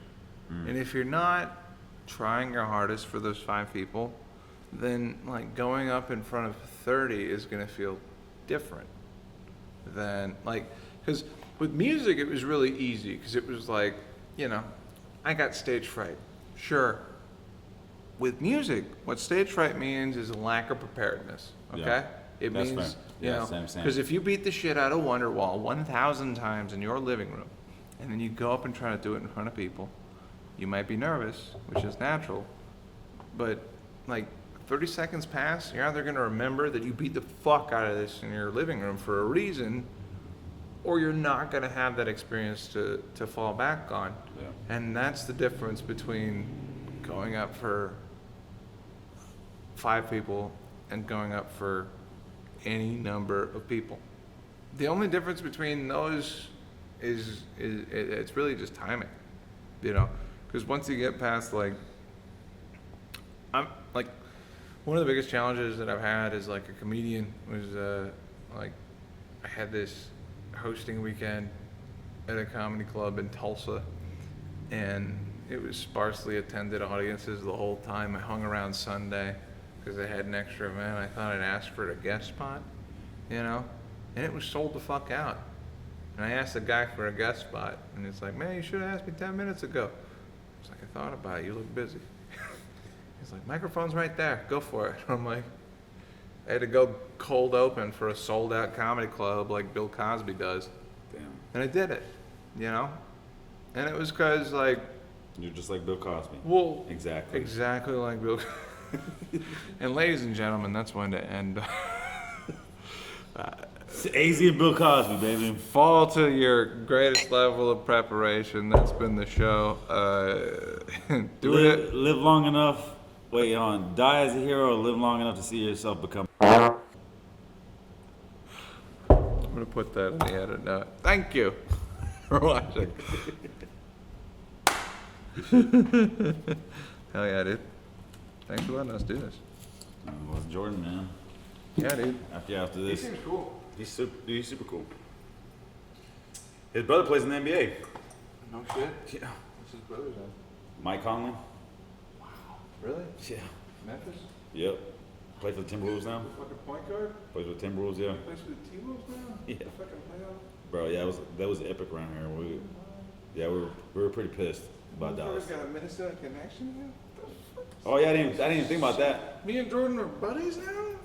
Maybe? I don't know. And then his dad is like a track god in Fayetteville. His dad got like a statue for the track in Fayetteville. That's bananas. Yeah, Olympian, dude. Alright. Just a all-star family, man. Wow.